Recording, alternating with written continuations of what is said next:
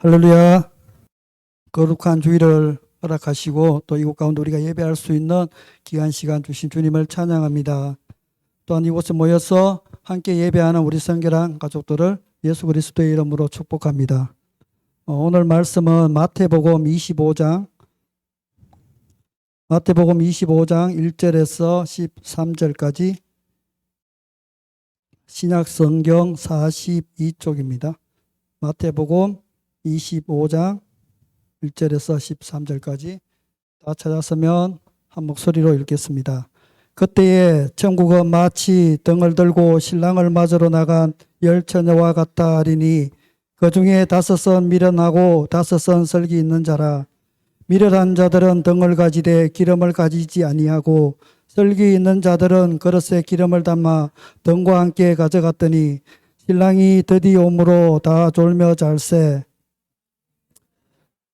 신랑이로다 맞으러 나오라 하매 이에 그 처녀들이 다 일어나 등을 준비할세. 미련한 자들이 설기 있는 자들에게 이르되 우리 등불이 꺼져가니 너희 기름을 좀 나눠달라 하거늘 설기 있는 자들이 대답하여 이르되 우리와 너희가 쓰기에 다 부족하다 하느니 차라리 파는 자들에게 가서 너희 쓸 것을 사라 하니 그들이 사러 간 사이에 신랑이 오므로 준비하였던 자들은 함께 혼인잔치에 들어가고 문은 닫힌지라. 그 후에 남은 처녀들이 와서 이르되 주여 주여 우리에게 열어주소서. 대답하여 이르되 진실로 너희에게 이르노니 내가 너희를 알지 못하노라 하였느니라. 그런즉 깨어 있으라. 너희는 그 날과 그 때를 알지 못하느니라. 아멘. 예, 오늘은 깨우는 자가 되자라는 제목으로 함께 은혜를 나눠보겠습니다. 먼저 결론적으로 말씀을 드리고 한번 시작해 보려고 합니다. 오늘 본문의 말씀은 열 처녀의 비유고 우리가 잘 아는 것처럼 어리석은 처녀, 미련한 처녀 5처녀와 슬기로운 처녀, 지혜 있는 처녀 5사람을 얘기를 하고 있습니다. 지혜로운 처녀는 슬기로운 처녀는 등에 기름을 가지고 가서 신랑이 올 때에 그 신랑을 맞이할 수 있었고 미련한 처녀는 기름을 준비하지 못해서 신랑이 올 때에 신랑을 맞을 수 있는 그 기름이 없어서 천국 잔치에 들어갈 수 없는 그런 말씀들을 오늘 나눠주고 있습니다. 우리 2022년의 말씀 가운데 깨어있는 자가 되자 깨우는 자가 되자라고 말씀하셨잖아요. 그래서 오늘 본문의 말씀은 우리가 마지막 때에 예수님이 깨어 있으라는 메시지를 우리에게 주고 있는 것이죠. 그런데 저는 다르게 좀 생각을 해봤어요. 슬기로운 5처녀, 지혜로운 5처녀는 깨어 있어서 신랑이 올 때에 신랑을 맞이하러 나갔습니다. 그렇지만 나머지 5처녀는 깨어 있지 못했죠. 그러면 깨어 있는 5처녀는 왜 어리석은 미련한 5처녀를 깨우지 못했을까? 거기에 대해서 제가 한번 묵상을 해보게 되었습니다. 그러면 슬기로운 5처녀는 결국 깨우는 자는 아니었다는 것이었습니다. 이것을 가지고 함께 별로 반응이 없어서 말씀을 나눠보겠습니다. 오늘 요지는 그거예요. 깨우는 자가 되어야 됩니다. 그러면 깨우는 자가 되기 위해서 먼저 깨어 있어야 되죠. 그죠? 그래서 깨어 있는 자가 되는 것, 그 이상으로 그 다음에 깨우는 자가 되어야 된다는 것이죠. 그래서 슬기로운 5처녀는 깨어 있어서 천국 잔치에 들어갔지만 뒤에 남아있는 5처녀를 함께 가지 못했다는 거예요. 그래서 우리는 깨어 있는 자도 중요하지만 목사님께서 말씀하시기를 깨어 있는 자가 되고 깨우는 자가 되자고 말씀하셨죠. 그렇게 말씀을 가지고 함께 은혜를 나눠보겠습니다. 목사님 지금 2주째 이제 오늘 예배에 잠깐 왔다 가셨지만 참여하지 못하고 계시죠.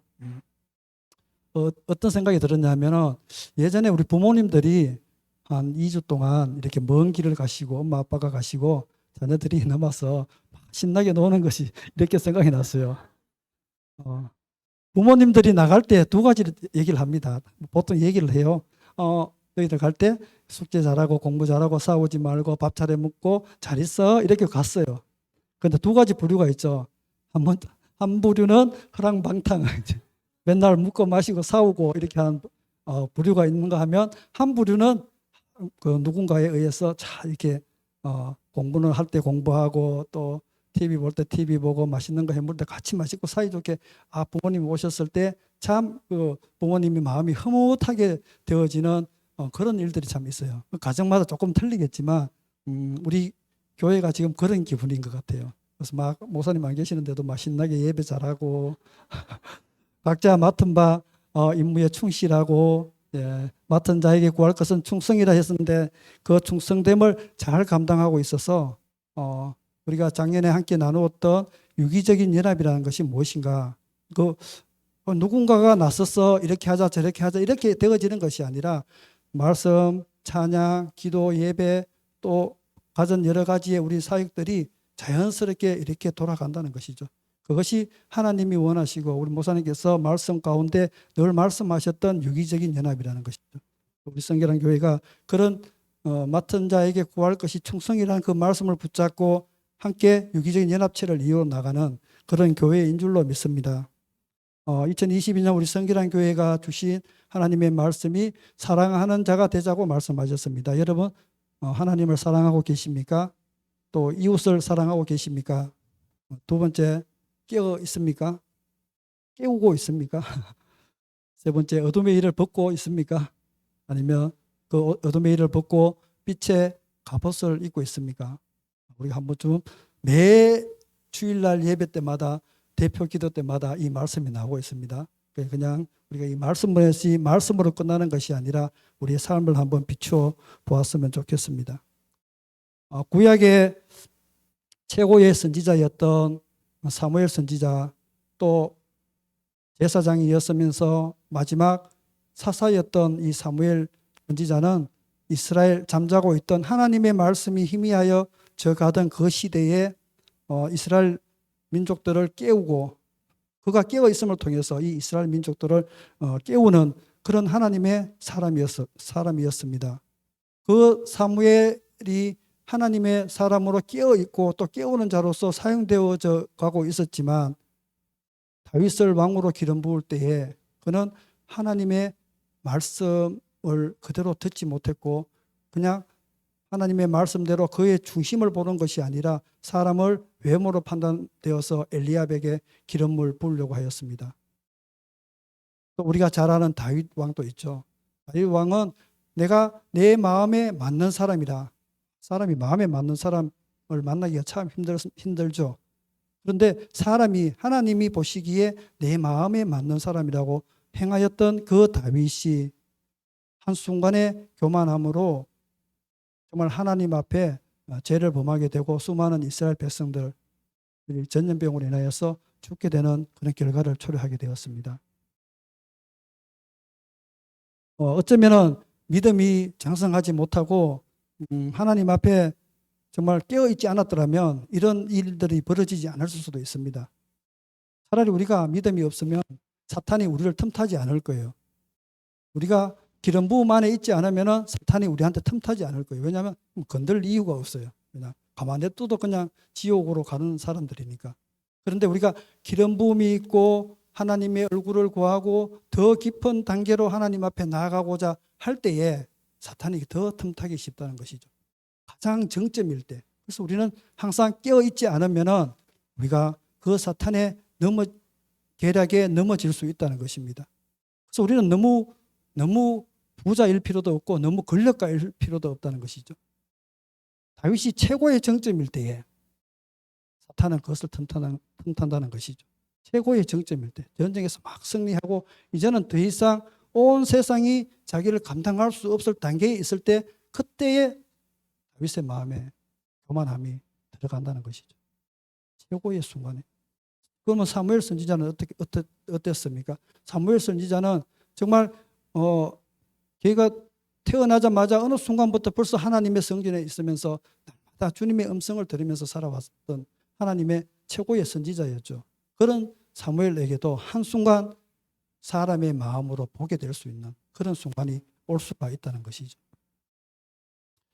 그래서 우리는 그 기름 부음을 받고 또 성령의 체험을 하고 날마다 주님과 동행하면 할수록 한순간도 우리가 깨어있지 않으면 그 사탄의 계계에 사탄의 그 틈을 내어줌을 통하여서 사탄에게 우리의 그 권세를 넘겨줄 수 있는 그런 일을 넘겨줄 수밖에 없다는 것입니다.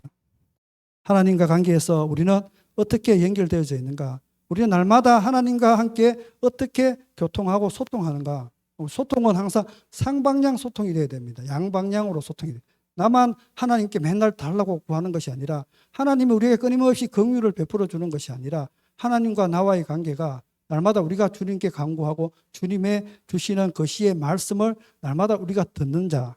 그게 바로 상방향 소통이라고 그러죠. 우리가 대화는 상방향 소통입니다.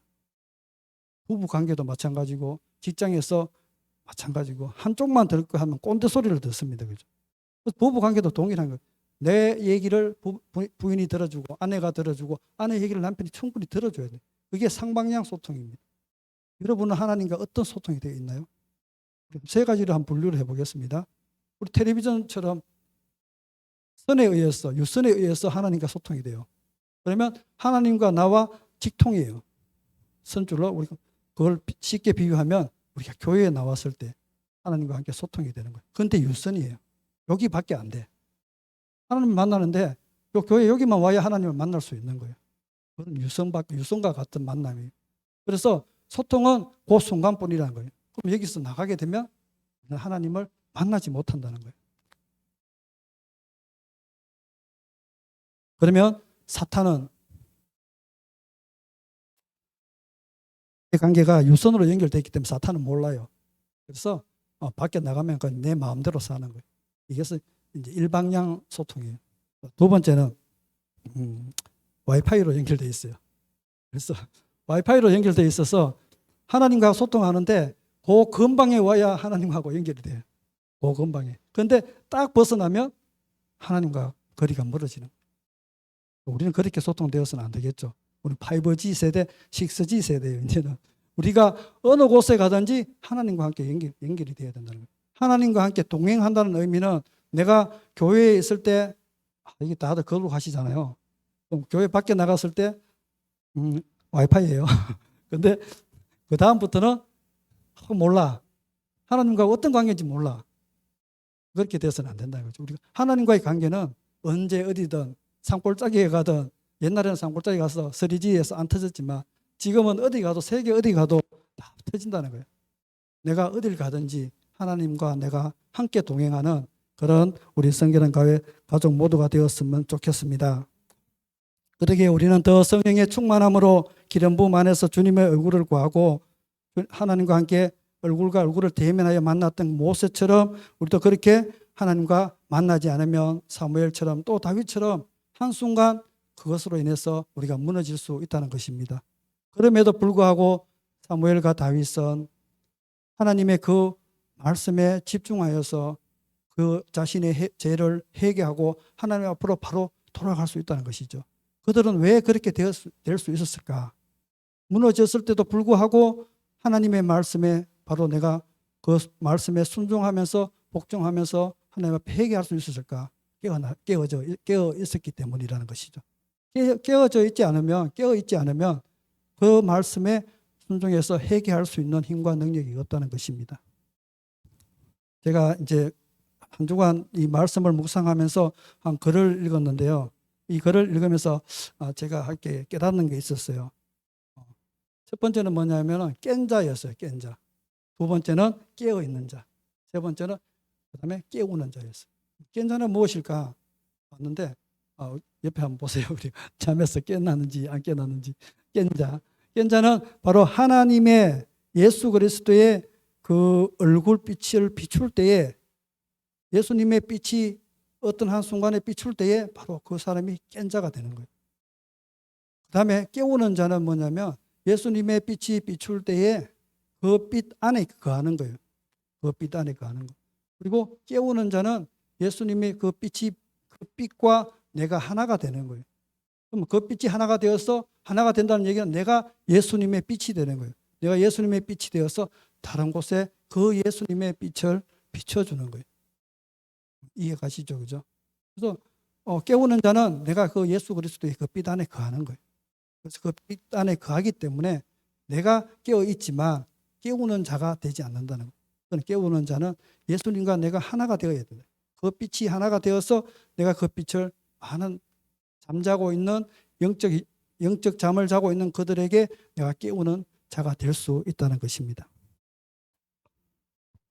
민수기 6장에 보면 그런 말씀, 하나님께서 제사장의 백성들에게 축복의 말씀을 해 주시죠. 여호와는 너를 내게 복을 주시고 너를 지키시기를 원하며 여호와는 내 얼굴을 내게로 비추사 은혜 베푸시기를 원하시며 여호와는 내 얼굴을 내게로 향하여 드사 평강 주시기를 원하노라.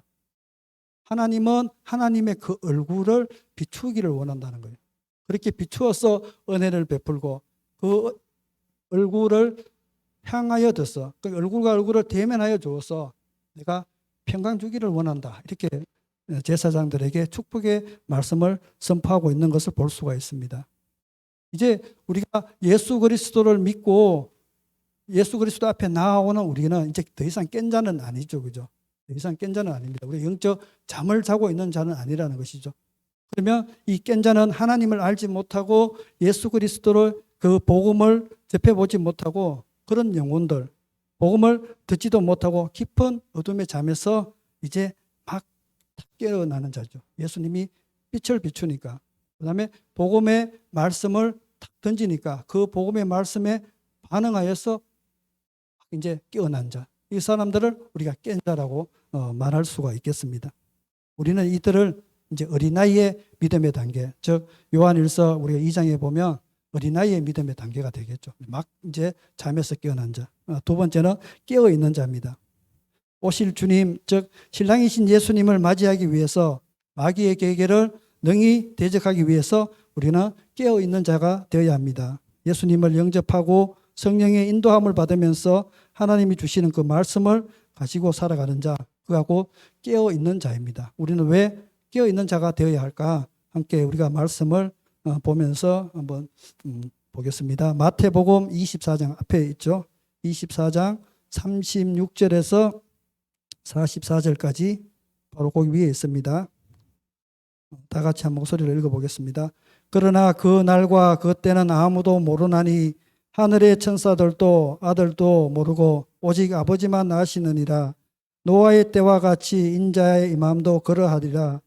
홍수전에 노아가 방주에 들어가는 날까지 사람들이 먹고 마시고 장가들고 시집가고 있으면서 홍수가 나서 그들을 다 멸하기까지 깨닫지 못하였으니 인자의 임함도 이와 같으리라.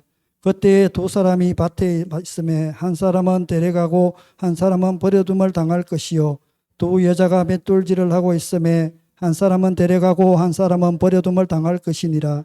그러므로 깨어 있으라. 어느 날에 너희 주가 임할는지 너희가 알지 못함이니라. 너희도 아는 바니 만일 집주인이 도둑이 어느 시각에 올 줄 알았더라면 깨어 있어 그 집을 뚫지 못하게 하였으리라. 아멘. 그렇습니다. 주님이 다시 오실 그 주님이 언제 오실지는 아무도 모른다고 말씀하고 있죠. 그러기에 우리는 깨어 있어야 된다고 성경은 말씀하고 있습니다. 또 계시록 3장 1절 한번 보겠습니다. 요한계시록 3장 1절 3장 1절에서 3절 사대 교회에게 보내는 편지를 한번 보겠습니다. 사대 교회의 사자에게 편지하라. 하나님의 7영과 7별을 가지신 이가 이르시되 내가 네 행위를 아노니 내가 살았다 하는 이름은 가졌으나 죽은 자로다. 너는 일깨어 그 남은 바 죽게 된 것을 굳건하게 하라. 내 하나님 앞에 내 행위에 온전한 것을 찾지 못하였으니 그러므로 내가 어떻게 받았으며 어떻게 들었는지 생각하고 지켜 회개하라. 만일 일깨지 아니하면 내가 도둑같이 이르려니 어느 때에 내게 이르는지 내가 알지 못하리라. 아멘. 예수님은 이제 사대 교회 가운데 오셔서 너는 일깨워라라고 말씀하고 있습니다. 일깨워라 말은 깨어나라 일깨워라. 한국 말이지만 조금 약간 헷갈리기도 하죠. 그래서 현대인의 성경은 어떻게 말씀하고 있는지 한번 보겠습니다. 제가 읽어드리겠습니다. 사대 교회의 지도자에게 이 편지를 써서 보낸다. 하나님의 7영과 7별을 가진 이가 말한다.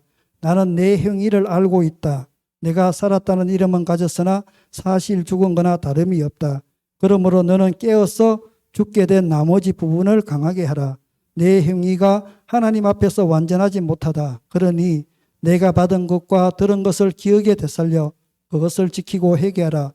만일 내가 정신을 차리지 않으면 내가 도둑같이 가겠다. 너는 언제 내가 너에게 갈지 알지 못할 것이다. 아멘. 그래서 2절에 보면 일깨워라고 한 말씀을 깨어서 죽게 된 나머지 부분을 강하게 하라고 말씀하고 있습니다. 그래서 깨어 있어서 죽어가고 있는 그 부분들을 살리라고 이렇게 말씀하고 있죠. 그래서 결국은 깨어 있어 깨우는 자가 되라고 말씀하고 있습니다. 세번역 성경을 한번 보니까 사대 교회의 심부름꾼에게 이렇게 해서 보내어라. 하나님의 7영과 7별을 가지신 분이 말씀하신다.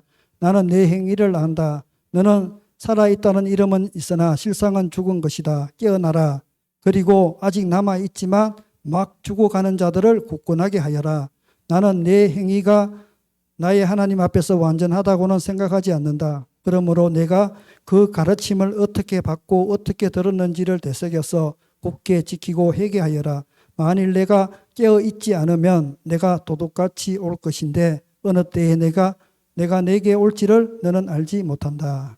이렇게 말씀하고 있습니다. 깨어나라고 하고 있고 죽어가는 자들을 굳건하게 하기 위해서 너는 깨어나 있으라고 말씀하고 있습니다. 베드로전서 5장 6절에서 10절 함께 보겠습니다. 오늘은 깨어 있는 자가 어떤 것인가 이 말씀을 통해서 함께 우리가 깨달았으면 좋겠습니다. 5장 6절에서 10절 베드로전서 5장 6절에서 10절 그러므로 하나님의 능하신 손 아래에서 겸손하라. 때가 되면 너희를 높이시리라. 너희 염려를 다 주께 맡기라. 이는 그가 너희를 돌보심이라. 건신하라 깨어라. 너희 대적 마귀가 우는 사자같이 두루다니며 삼킬 자를 찾나니. 아멘. 예, 그렇습니다. 베드로전서에서는 이제 그 마귀의 관계를 능히 대적하기 위하여 건신하여서 깨어 있으라고 말씀하고 있습니다. 우리가 에베소서 6장의 말씀처럼 올해 기도의 제목 세 번째 말씀처럼 우리가 어둠의 일을 벗어버리고 빛의 갑옷을 입어야 하는 것처럼 우리가 예수 그리스도로 전신갑주를 입어야 되는 이유는 바로 마귀의 계계를 능히 대적하기 위해서라고 말씀하고 있죠.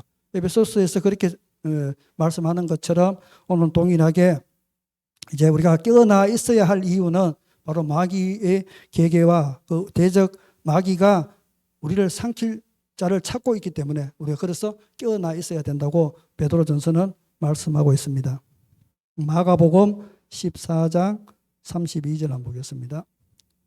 마가복음 14장 32절에서 42절 그들이 겟세마네라 하는 곳에 이름에 예수께서 제자들에게 이르시되 내가 기도할 동안에 너희는 여기 앉아 있으라 하고 베드로와 야고보와 요한을 데리고 가실새 심히 놀라시며 슬퍼하사 말씀하시되 내 마음이 심히 고민하여 죽게 되었으니 너희는 여기 머물러 깨어 있으라 하시고 조금 나아가서 땅에 엎드려 댈 수 있는 대로 이때가 자기에게 지나가기를 구하여 이르시되 아빠 아버지여 아버지께는 모든 것이 가능하오니 이 잔을 내게서 옮기시옵소서.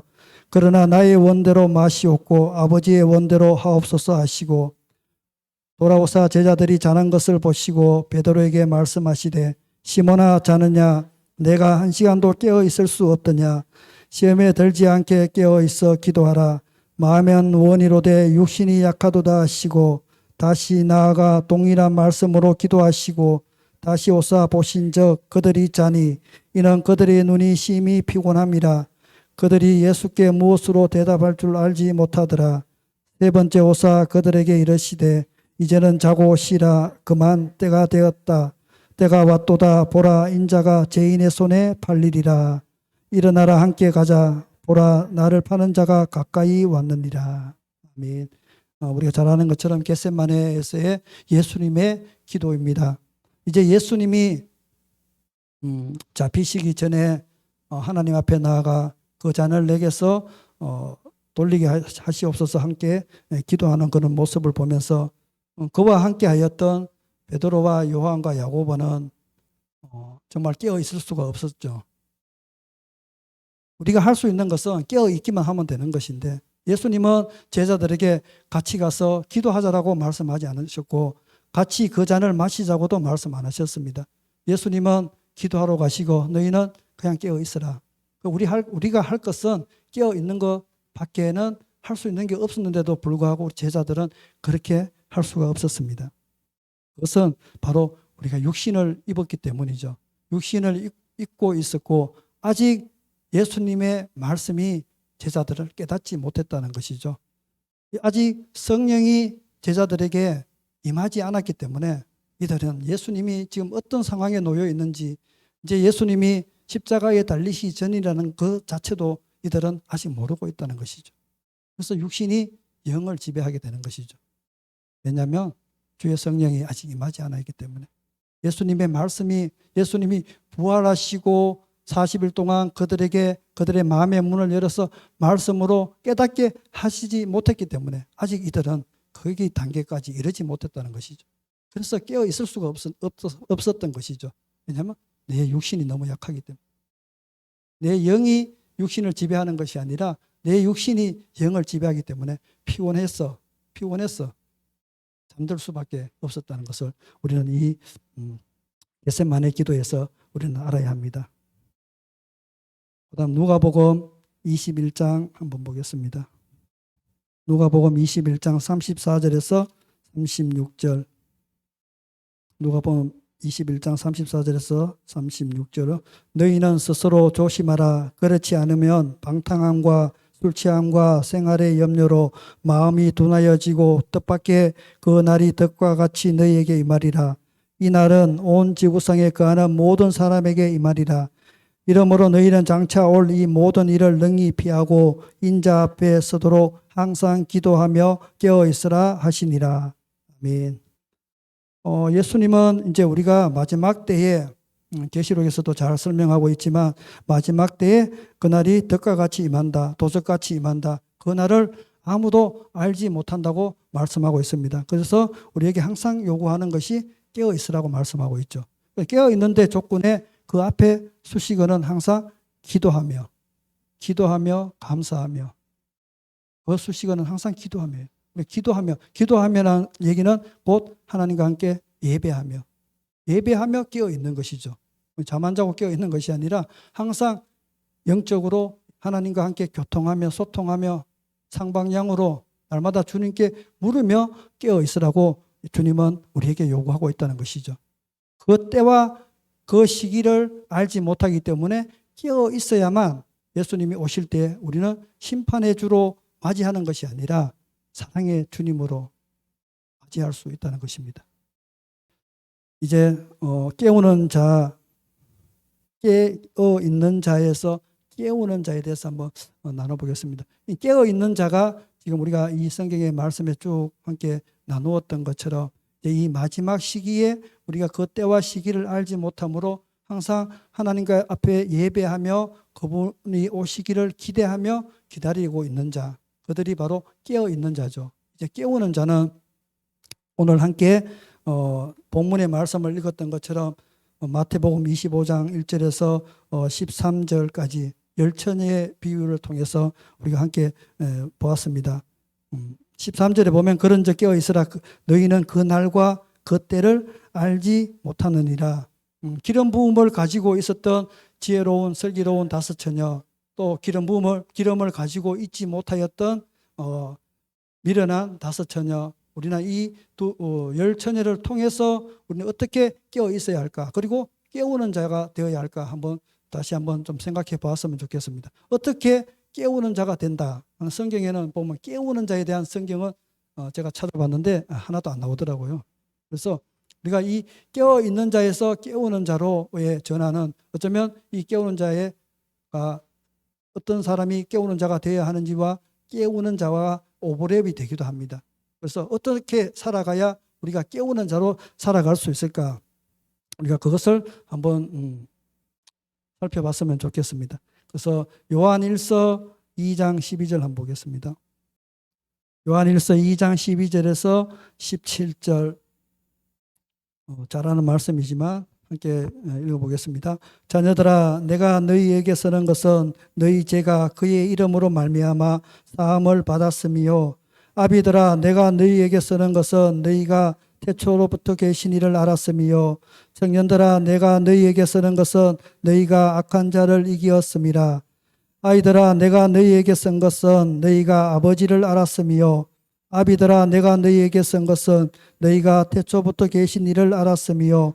청년들아, 내가 너희에게 쓴 것은 너희가 강하고 하나님의 말씀이 너희 안에 거하시며 너희가 흉악한 자를 이겼음이라. 아멘. 서두에 깬 자와 깨어있는 자, 그 다음에 깨우는 자에 대해서 말씀을 드렸습니다. 깬 자는 어린아이의 믿음이죠. 어린아이의 믿음. 막 이제 예수 그리스도를 알고 예수님을 믿기 시작하는 단계. 그 다음에 청년의 믿음의 단계가 있죠. 그죠? 청년의 믿음의 단계는 깨어있는 자입니다. 깨어있는 자는 악한 마귀의 계계와 사워 능히 이길 수 있는, 즉 빛의 갑옷을 입고 그 다음에 하나님의 전신갑주를 입은 자, 그 사람들이 바로 깨어있는 자가 되겠죠. 나머지 깨우는 자는 이제 영적 아비의 단계죠. 우리가 말씀을 많이 들었던 영적 아비의 단계가 이제 그 영적 아비의 단계가 되어야 바로 잠들고 있는, 영적으로 잠들고 있는 그들을 깨울 수 있는 그런 깨우는 자가 될 것입니다. 그래서 태초에 계시는 하나님, 태초에 계신 그 하나님을 아는 자, 이것이 바로 영적 아비의 단계라고 말씀하고 있습니다. 육신의 정욕, 안목의 정욕, 이생의 그 자랑을 사랑하지 않고 하나님의 뜻을 행하는 사람들, 바로 이것들이 바로 깨우는 자가 되겠습니다. 우리는 깨어있는 자가 되어서 아직 영적 잠을 자고 있는 수많은 그런 영혼들을 깨워야 합니다. 그리고 깨우는 자로의 삶을 사모하고 그 영적 아비의 단계로 신앙이 성숙해져 가고 온전하여지기를 사모해야 됩니다. 이제는 깬 자에서 깨어있는 자로 또 깨우는 자로 우리가 이런 영적인 사이클이 날마다 깨우고 또 깨어있고 또 잠들고 있는 자를 깨우고 이렇게 해서 이 영적 사이클이 날마다 끊임없이 되풀이 되어야 한다는 것입니다. 이것이 바로 우리가 신앙의 본질 재생산에서 나누었던 것처럼 깨우는 자는 또다시 깨어있는 자는 또다시 깨워야 되고 또 깨우는 자는 또다시 깨어있는 자를 깨우는 자로 다시 한번 재생산시키는 날마다 이것이 재생산되어져 가는, 그래서 우리가 2022년 우리가 하나님의 주셨던 그 말씀들처럼 이제 깨어있는 자에서 깨우는 자로 신앙의 그런 성숙함이 일어나기를 예수님의 이름으로 축복을 드립니다. 이제 보이는 교회가 무너지고 이 코로나 세대 가운데 정말 많은 수많은 눈에 보이는 교회들이 무너져 가고 있지만 저와 여러분은 이제 보이지 않는 교회, 하나님의 성령이 함께하는 우리의 심령된 교회, 우리 하나님의 몸된 교회, 바로 우리 스스로가 이 몸된 교회를 성전을 가지고 한 사람 한 사람이 그런 주님의 몸된 교회가 되어서 하나님의 말씀으로 몸된 교회를 깨끗하게 하고 마지막 때 보이지 않는 그런 내 몸을 거룩하게 하여서 예수님이 이 땅 가운데 오실 때에 정말 그때 그 때와 시기를 알지 못하는 자가 되지 않아서 정말 하나님의 그 말씀의 영의 그 기름 부음을 받아서 그 시에 필요한, 그래서 그 때에 필요한 하나님의 말씀이 우리에게 임할 때에 그 말씀을 먹고 또 수많은 그런 영혼들을 그런 깨우는 자로 사용되어지는 저와 여러분이 되어지기를 예수님의 이름으로 축복을 드립니다. 아멘.